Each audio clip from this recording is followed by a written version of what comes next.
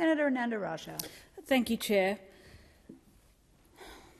Sunday, December 14, 2025, will forever be etched in infamy in this country. A day when the malignant effects of anti-Semitism collided with the equally malignant effects of Islamic radicalism. The sounds of song and surf were pierced by screams and gunshots as people either fell to the ground killed, cowered in terror, or scattered in multiple directions. I pay my respects to the memories of 15 Australians, the majority of them Jewish, along with at least 40 injured people facing long roads to recovery ahead. The physical wounds heal faster than the psychological ones. My sister lost a dear friend in Adam Smythe.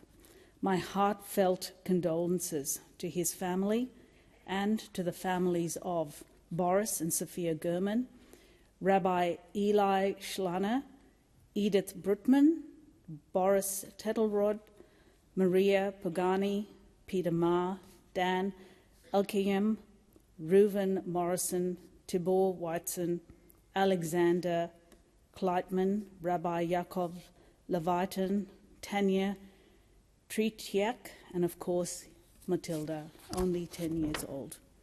May their memories be a blessing.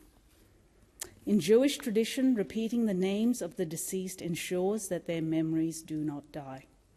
I pay tribute to the first responders, lifeguards, healthcare workers, police, including Constables Jack Hibbert and Scott Dyson, who were injured, and emergency personnel who sprung into action on the day and have continued their work with professionalism in service to our community and country.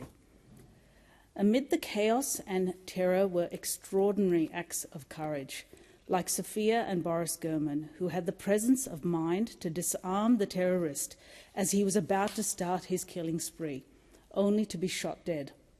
14-year-old Haya Darden, who in the middle of the attack left the safety of a shelter to shield 2 children who were stranded next to their wounded parents, getting shot in the process. A child herself shielding children who said, I quote, "I felt like Hashem, or God, was sitting right next to me. He was whispering into my ear, 'This is your mission. Go save those kids.'" Reuven Morrison, a Russian-Australian grandfather who distracted the attacker by throwing bricks, buying time for others to flee to safety before he was fatally shot. And of course, Ahmed al-Ahmed, a Syrian Muslim refugee, who crash-tackled the terrorist, wrenching away his gun as he was approaching people who were cowering on the ground, saving countless lives while being shot multiple times. He said, "I'm defending my people, defending innocent people, whatever their religion." We saw on that day the worst and the best of Australia. This atrocity did not happen in isolation. It happened in a permissive environment of anti-Semitism. We had been warned by Jewish Australians, including the Special Envoy for Anti-Semitism, Gillian Segal, the boss of ASIO, Mike Burgess, that words matter. Hateful anti-Semitic rhetoric, if left unchecked, opens the door to escalation. This is exactly what has occurred since October 7th, 2023.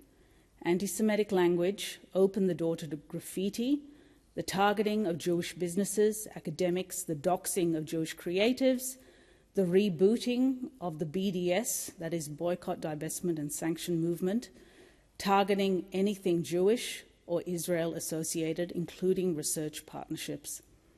Violent protests on the streets of Melbourne where horse manure and acid was thrown at police. The vandalism of Labor MP offices, firebombing of a childcare centre, firebombing of cars in Jewish neighbourhoods, Australian Muslim healthcare workers emboldened to publicly announce that they would harm Jewish patients, they should never again be allowed to practice, and the torching of the Adass Israel synagogue in Elstonwick. The weekly protests in Melbourne witnessed people carrying placards, citing the death of Israel, chanting from the river to the sea, reinforcing the abolition of Israel, calls to globalize the Intifada, a subversive call to jihad, and celebrating pictures of terror organizations or sponsors of terror, like Iranian Ayatollahs, Hezbollah, or the colors of Hamas and Hezbollah. There were times when I felt Melbourne had become a place I did not recognize. Our security agencies uncovered foreign interference from Iran, who had co-opted local criminals to do their bidding, resulting in our government ejecting the Iranian ambassador. It revealed that Iran is the head of this snake, a chaos machine funding terrorism throughout the world, and we are not immune. I said in my farewell speech as the member for Higgins that sectarian grievances should not be imported nor amplified here. Leave them at the door. We live and die under the Australian flag, not under the banners of our previous countries. The inability of many Australians to manage their moral distress or to disagree agreeably has led to blame being sprayed in multiple directions. The government, universities, businesses, arts and cultural institutions, but worst of all, towards Jewish Australians. They are not responsible for the problems in the Middle East. They are not responsible for the problems in the Middle East. Free speech does not mean hate speech. Free speech does not mean a free-for-all. Australians value the right to free speech, freedom of assembly, and freedom of religious expression. But those rights come with obligations to treating each other with mutual respect, to equity and inclusion. It seems that this permissive environment of anti-Semitism has come with the departure of decency and forgetting of our obligations to each other. Anti-Semitism has taken root in our country, but so has extremist ideology, including Islamic radicalism and neo-Nazi extremism. All are like terminal cancers. You can't protect the good cells of the body without excising the cancerous ones.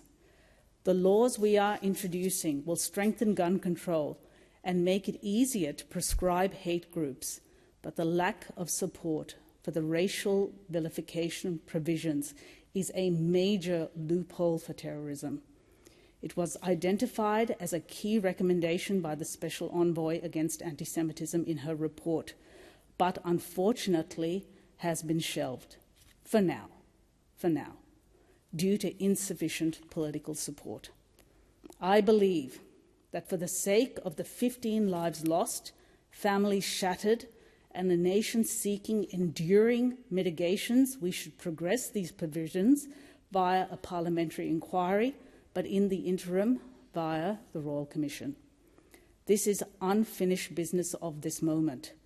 If the worst terrorist incident in Australia's history can't motivate us to tackle the hard stuff, then I don't know what will. I don't know what will.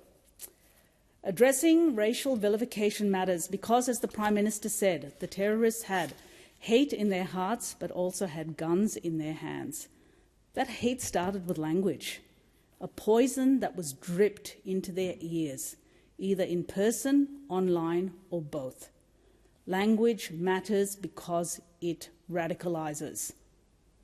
Extremist Islamic preachers and clerics who till the soil of hate, citing selective verses in the Quran to support their claims against the infidels, who are Christians, Jews, non-believers, are exploiting Australia's values of free speech against us. The crazy thing is that these extremists think that they've won when they lose. According to their rigid belief systems, their own death begets martyrdom.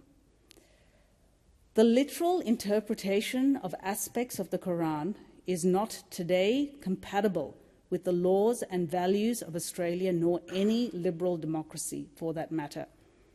I would urge the many decent Australian Islamic leaders of repute to moderate this kind of interpretation, because it may be fueling fanaticism and putting us all in danger.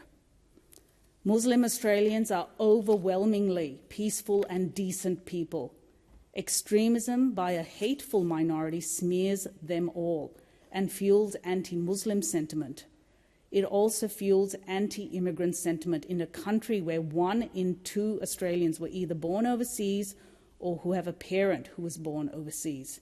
It emboldens neo-Nazis to recruit, campaign against Australians of Jewish or Indian ancestry, and entertain ambitions for political representation, which makes my blood run cold. Already, our introduction of prohibitions against hate groups has seen the National Socialist Network, a bunch of neo-Nazis, disband. How we de-oxygenate the bad and oxygenate all that is good and right in Australia will be the subject of the Royal Commission into Anti-Semitism and Social Cohesion. I thank the Jewish community, including grieving families, Jewish organisations and civic groups, including many Labor members, current and former, who advocated for it. I hope that in the aftermath of the worst terrorist attack Australia has seen, it delivers a blueprint that will help us outlaw the bad stuff, but also addresses how we strengthen the bonds between each other and beyond and between disparate communities. Australia is multicultural, but our social cohesion has fissures, with bridges between communities being pulled up to our collective detriment. This is why social engineering measures will be just as important as the criminal justice ones. The Royal Commission will also afford Jewish Australians testimonial justice, preventing them, I hope, from feeling and becoming permanently marginalised in their own country. Living in a state of hypervigilance behind walls cannot be their future. The first time I lit my menorah, which I purchased in Tel Aviv weeks after October 7, was after the Bondi terrorist attack. In a darkened room, I reflected on a Jewish truth first conveyed to me by the Chabad family in Malvern, that only light defeats darkness. The Jewish community have met this moment, and so many past, in fact too many, with vigils of song, prayer and candlelight. Such was also the case for those 15 lives lost. How they find the grace to sing rather than shout, to extend the outstretched hand rather than the clenched fist, is a mystery to me. I don't understand how they do this. It is something, though, that we can all learn from. Thank you, Senator.